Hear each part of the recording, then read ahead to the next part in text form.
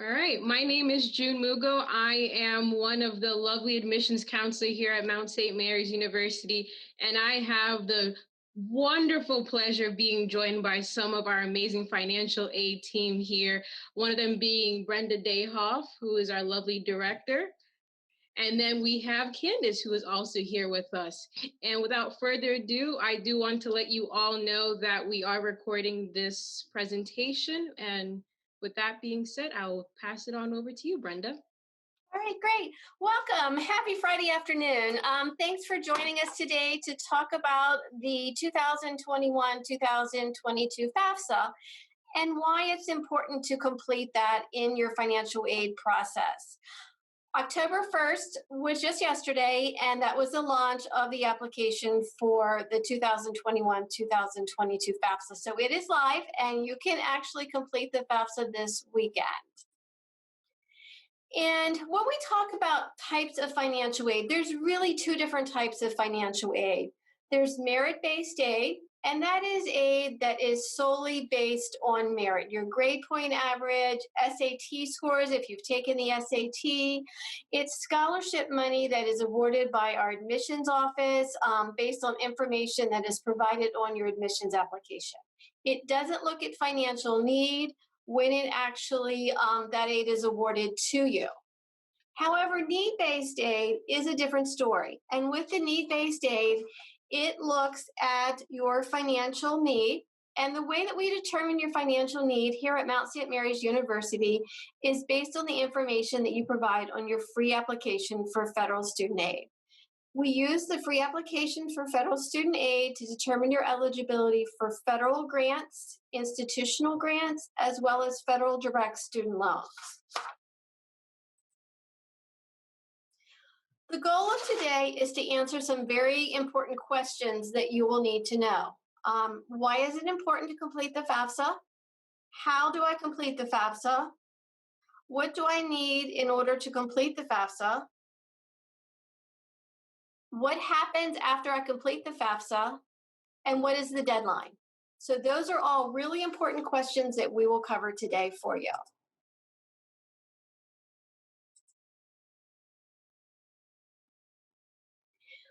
With the types of federal need-based aid, again, the eligibility for this is based on the free application for federal student aid.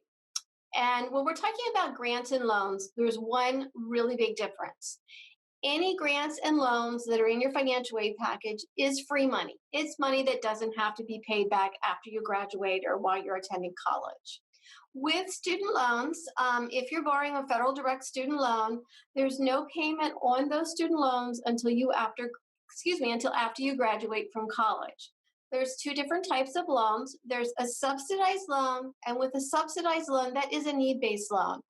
With subsidized loans, the government is paying the interest on those loans while you're enrolled as a college student. The unsubsidized loans, the interest does start accruing, but currently the interest rate is very low on those loans. If you were receiving a student loan this year and it was an unsubsidized loan, the interest rate would only be 2.75%. So very affordable loan for you. When you're looking at borrowing loans to pay for college, you want to first obtain as much as you possibly can in a subsidized and unsubsidized loan. Incoming freshman students, you can borrow up to $5,500 in that freshman year in an unsubsidized loan. The other financial aid program that you'll see listed on here is Work Study. And while Work Study is not money that will go directly towards your tuition bill, it's an opportunity for you to obtain a position here on campus and earn some money while you're attending classes. Most of our students work an estimated 8 hours per week. There is a separate application process, and we walk you through the steps to obtain a job here on campus. Applying for need-based aid. The foundation to doing this is the free application for federal student aid. Again, the FAFSA opened up yesterday, October the 1st. While our deadline at Mount St. Mary's is not until March the 1st of 2021, we strongly recommend that you go ahead and complete the free application for federal student aid as soon as possible. And the reason that we encourage you to do that is because we'll be able to provide you with your entire financial aid package sooner. We wouldn't be able to do that until we receive your FAFSA results. So again, we encourage you to complete the FAFSA as soon as possible. If you're a resident of the state of Maryland, you also want to ensure that you complete the free application for federal student aid prior to March 1st, because that is the deadline for any state financial aid. The other thing that I just want to mention today is there are situations, the FAFSA is completed with your 2019 income information. And there are situations where family income has changed significantly, and we can have a discussion with you regarding professional judgment. We usually start having those discussions the first part of February, so we do ask that you first get your financial aid package, look over it, and then if there is a significant difference in your current income situation with your family than what was reported on the free application for federal student aid, reach out to our office and we will work with you to complete some paperwork to see if we can review that for you. But again, that process usually starts about the first part of February.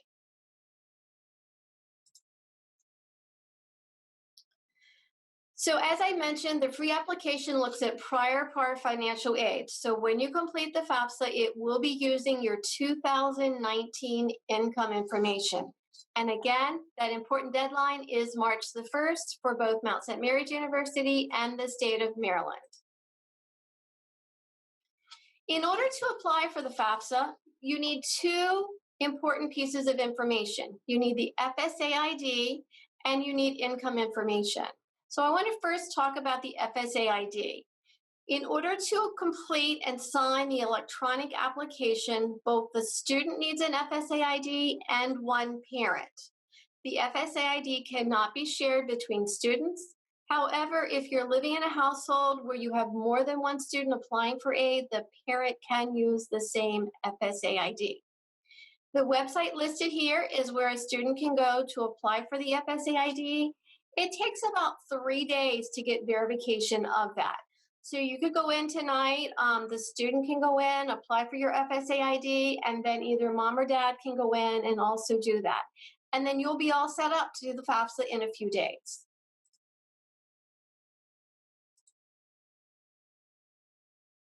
Applying for your need-based financial aid, it is based on the 2019 income. In addition to the income, it also asks for information on current assets of both the parents and the student. While you're in the free application for federal student aid, and we're going to share in a few minutes some screenshots of what it's going to look like when you go to that website, but both the student, if you file taxes in 2019, along with the parents, will have the option to use the IRS data retrieval tool. And what that tool does is it makes it very easy for you to complete the free application for federal student aid because it links your income information directly from the IRS into your free application for federal student aid. So it ensures accuracy of the information. We encourage everyone who's eligible to use the data retrieval tool to do so. After your FAFSA is completed, it calculates an expected family contribution number, and that number is what is used to determine your financial aid eligibility and your financial need here at Mount St. Mary's. We generally start sending out financial aid packages in mid-January. So again, it's important to have your free application for federal student aid completed prior to that time in order to see your entire financial aid and to see how affordable Mount St. Mary's University can be for you. And now what I'm going to do is transition over and share a few screenshots from the federal student aid website, just so that you feel comfortable when you go out to the web, that you're in the right place and you understand what you're going to do. So in the federal aid fsaid.ed.gov website, when you create your FSA ID, again, the student creates one and the parent creates one. This FSA ID for the student will be used to fill out your FAFSA. It will be used if you apply for federal direct loans, to sign your master promissory note, and to also complete that entrance counseling so that all of your information is tied together. Make sure that you use your current Social Security number. Make sure that number is accurate because it does a database match. So you want to be sure that you know your Social Security number prior to doing this, and that you provide an email address that you check on a regular basis. So you have your FSA ID and you're ready to start the FAFSA. You're going to go to FAFSA.gov. And if you're doing this for the first time, you're going to start a new FAFSA. When you click on that button, it's going to give you two choices. You can either start the FAFSA as a student, or you can start the FAFSA as a parent. Both the student and the parent do not need to be present at the same time. There's a save option with a save key, so you can save the application and come back and have either the student or parent finish it later. When you enter in the information and you have your FSA ID, it's going to ask you for your FSA ID and your password, and that creates your FAFSA data for you.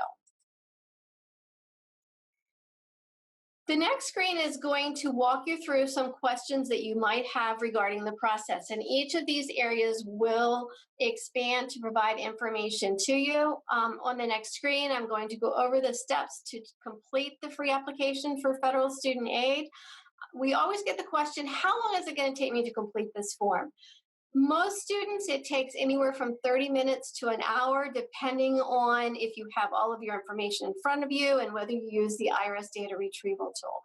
Using, again, the IRS data retrieval tool will speed up the process for you. Can I save my FAFSA and finish it later? Absolutely. You can start your FAFSA, you can have mom or dad come in and finish it later. There's no issues with doing that. We're also going to go over the documents that you need to complete your free application for federal student aid so that you know what you need to have in front of you, and the signing of the free application for federal student aid. This is very, very important. If you do not sign your FAFSA, it will never process, and we will never receive your information and be able to package your need-based financial aid. You are signing your free application for federal student aid again with that FSA ID. One signature for the student and one signature for the parent. Here are your steps to complete the free application for federal student aid. The first section is just your student demographics, your name, your address, your date of birth, where you live, the state that you're a resident of, and then the school section. So this is a section where you can list the schools that you're interested in receiving your financial aid information. Make sure to list Mount St. Mary's in the school section. Our school code is 002086. The form will then ask you a series of questions about your dependency status to determine if parental information is required. Most high school students will need to provide parental information. It will ask for parents' information, parents' name, parents' date of birth, parents' social security number, parents' financial information, students' income financial information, and then the signature section. After you complete all sections, provide your FSA ID, and hit submit, you will get a confirmation that you have successfully submitted your free application for federal student aid. The items that you need to complete the free application for federal student aid, again, your social security number. If you are not a U.S. citizen, your alien registration number, your federal income tax returns or W-2s, and those are all from 2019, any bank statements and records of investments, records of untaxed income, and your FSA ID. This screenshot just shows you as you work through the FAFSA process, each process has a different tab so that you can see where you are in that process. And one thing I will say is there are help buttons along the way so that if you do have questions, you can certainly click on that help button and that information will be there for you. One of the big questions that we get is, who's my parent when I fill out the FAFSA? And so I just wanted to share this slide with you and just talk you through a couple different scenarios. If the student is living in a household where mom and dad is married, then both parents' information is provided on the free application for federal student aid. If you're living in a household where you're living with mom and mom and dad are either separated or divorced, it would be the parent that you lived with most in the last 12 months. If it's a situation where you're living with mom 50% of the time and dad 50% of the time, it would be the parent that provides the most financial support. Who wouldn't be a parent would be someone such as an aunt, an uncle, or a grandparent. You would not use those in the parent section. If you have specific questions or unique family situations, please reach out to our financial aid office and we can talk with you to ensure you use the correct parent information on the free application for federal student aid. And I just wanted to touch a little bit more on the IRS data retrieval tool. It is linked directly with the IRS.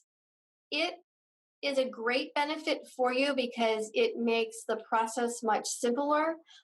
It reduces the amount of verification documents that we may need to request from you. However, there are times when people are not able to use this tool. An example would be if it was a situation where mom and dad are married and they file their taxes married filing separately. All of the income information would have to be in one tax return. But if you do not fall into any of these situations, again, we strongly encourage you to use the IRS data retrieval. So you've completed your FAFSA. What happens next? We will receive your information here in the financial aid office at Mount St. Mary's University. We will use your EFC information to package your financial aid. If we need additional documentation, we will reach out to you and let you know what that information is that we need. And we encourage you to visit our financial aid webpage to view additional financial aid information about Mount St. Mary's University. Here's a copy of our contact information. And what I wanted to do now is open it up to either add questions in our chat box or to ask any questions that you might have. I hope that this information has been helpful to you. The staff here in the financial aid office is available as a resource to help you, to walk you through the process. We want to make it as easy as we possibly can for you. And we look forward to working with you here at Mount St. Mary's University. Great. Thank you so much, Brenda. I see that we do have a couple of questions in the chat. And I just want to let everybody know that if you do have a question, please share them. You can share them with everyone. You can share them privately. Either way, it is okay. We can start here with the first question. Would it be possible to add a new school codes after submitting a FAFSA application? It's a good question. Yes, absolutely. And so on the main screen, after you've completed your FAFSA, you've gotten the results back, you will get an email confirmation when that is done. You go back into FAFSA.gov, and instead of submitting a new application, you're going to correct your current FAFSA. And when you do that, you can just go to the school section and you can add in that information. Thank you, Brenda. Do have another question for you. Do you need to fill out a FAFSA if only applying for merit scholarships? No, you do not need to fill out a FAFSA if you're only applying for merit scholarships. That merit scholarship, again, is not based on financial need, but we still encourage every student to complete the free application for federal student aid because you never know what you're eligible for until you complete the form. And it's a free form, so it just takes a little bit of your time to complete. Great. Also, just for everybody's reference, Candace is also answering the questions in written form. So if you want, you can take those answers and copy and paste them and keep them safe for you. Do you have another question? Is where do I go on the application to submit colleges for the financial aid? Okay, there is a school section, and when you're looking at it, you're going to enter in your student demographics, and then there's a school section where you're going to list those school codes. If you don't know the code of the college, you can look up the schools by the school name, city, and state. There we go. Thank you very much. And we do have another question is, are you going to make this presentation available on the website for future reference? I do have an answer to that one. Yes, we will. We'll make sure this entire Zoom is available on our website for you to come back to. Do have The a one couple. Okay, can I just add one thing? The one important thing that I didn't mention is when you go out to do your free application for federal student aid, there's actually going to be two different aid years out there. And you want to make sure if you're starting college in the fall of 2021 that you complete the 2021-2022 FAFSA. You don't want to do the 2021. So very important. All right. Thank you. Do have a couple more questions that were sent prior to the presentation. The question is, GI Bill, they have it, and the 529s. How can this help? The GI Bill is a separate benefit, so you would work with our registrar and he would certify those benefits for you. With the 529, the 529 is money that can go towards payment of your classes. You would work with our student accounts office to get that money applied to your account. The 529 would be reported as an asset in the parent section of the FAFSA. So the value of that 529 would be an asset of the parent, but you can certainly work with our accounting office to have that money from whatever organization your parents have the 529 with, to pull that money and apply it to your bill. All right. Thank you, Brenda. I have a couple more questions for you. So if I didn't get any income for 2019, will there be an option for that? So yes, you would just say that you didn't file a tax return, and then under income earned from work, you would just put in a 0. So pretty simple. Great, thank you. Is non-custodial parents' financial info considered at all?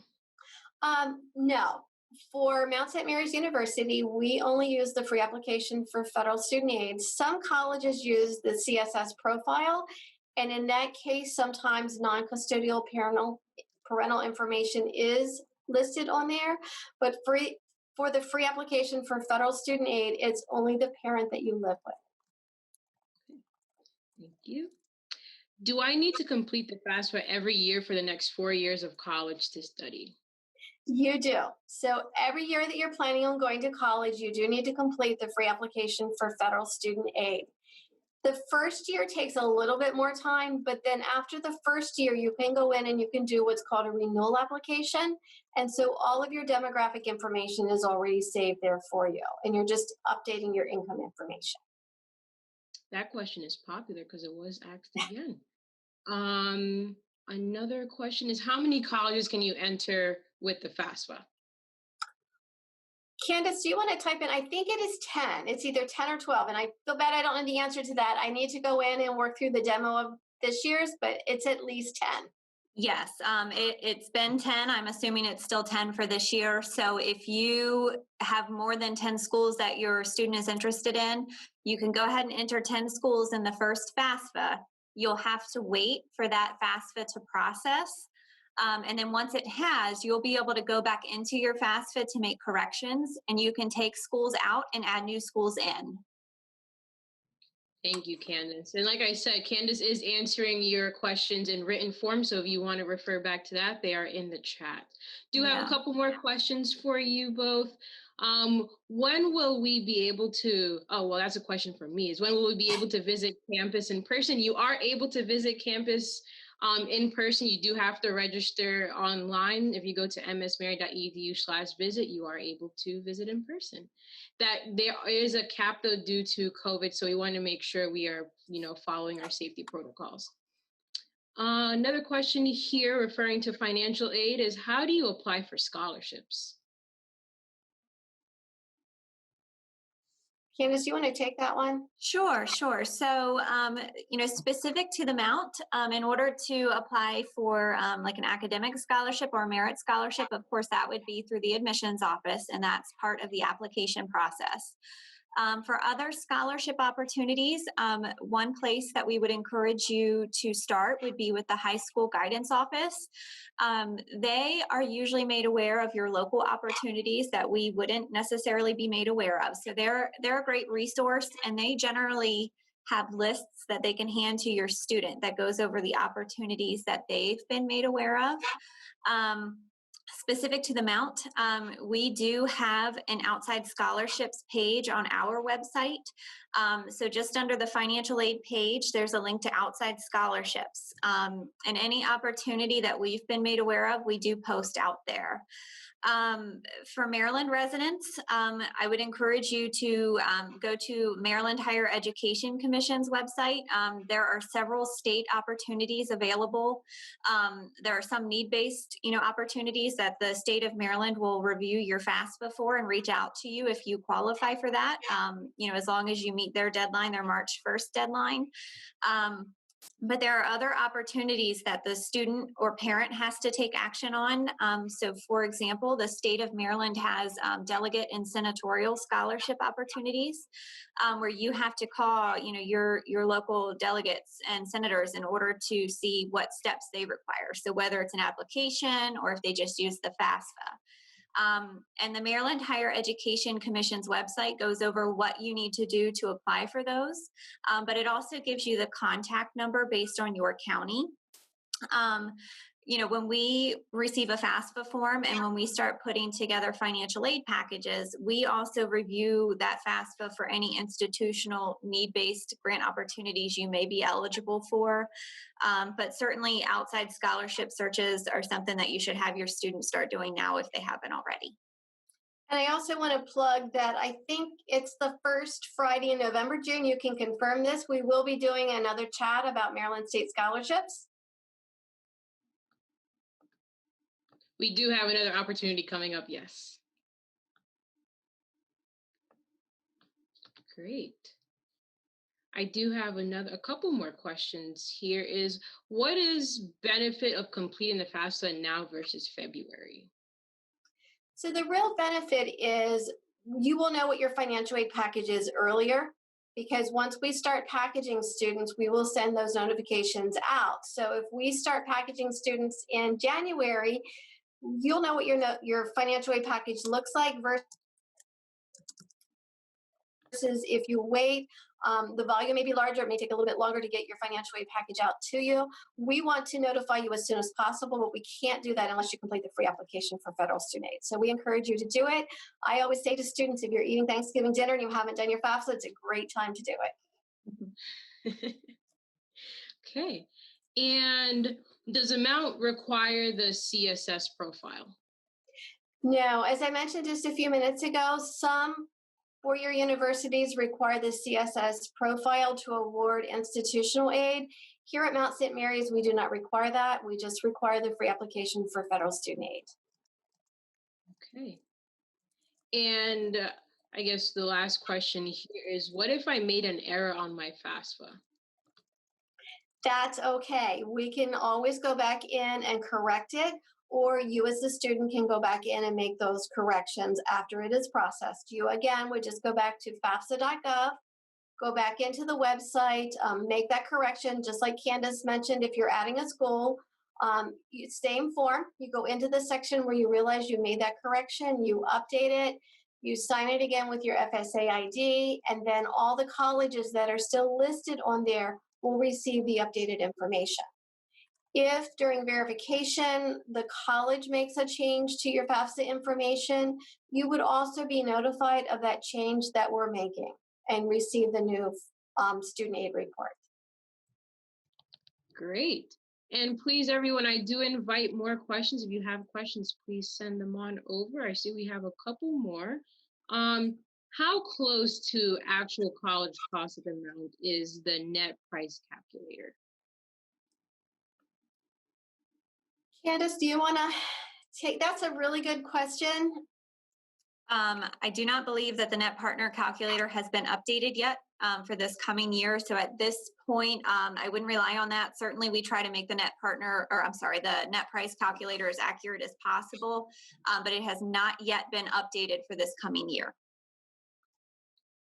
Great. Thank you. That was a great question. I have here another question. It says, when should I reach out to the university about a change in our financial situation? The financial situation for 2020 is different from 2019. So each school will be different on this. So this is where I would suggest certainly reaching out to all the schools that you're interested in. Mount specific, we don't start reviewing, changes in situation until generally in February. So we begin sending out financial aid packages in January, and that will be based on, of course, the information on the FAFSA, so that 2019 income. If there has been a change to your situation, we would encourage you to reach out to us in February regarding a special condition. And the special condition allows us to view, to account for changes in income to see if it would make an impact to the financial aid package. Great. Thank you, Candace. Another question we have here is, how do they verify the info listed on FAFSA? So when students and parents complete a FAFSA, the Department of Education randomly selects certain FAFSAs to go through a verification process. So not all FAFSAs will be selected for verification, but if your FAFSA is selected for verification, then they leave it up to the schools to collect that information from you. So that would include verification worksheets to verify, how many people are in the household, who's in college. But it also requires the schools to reach out and collect tax information. And that's where the IRS data retrieval tool is very important, because if you use the IRS data retrieval tool, it's pulling, the tax information directly from the IRS. So you're verifying the tax information that way. So it certainly simplifies the verification process. And generally speaking, if a family uses the IRS data retrieval tool, the chances that they'll get picked for verification could certainly be less. But they also do get selected for verification as well. It's random. Great. Thank you so much. I see that we had a lot of great questions, I thought, here. So thank you so much to our lovely director, Brenda, and our assistant director of financial aid, Candace. And thank you all for joining us today. If you do have any questions, please, we do invite you to copy or take the information down of our financial aid office and ask the questions. If you do have any more questions, you could reach out to the admissions office. But like I said, my name is June Mugo, and thank you for joining us. And thank you, Brenda and Candace. Thank you. Bye.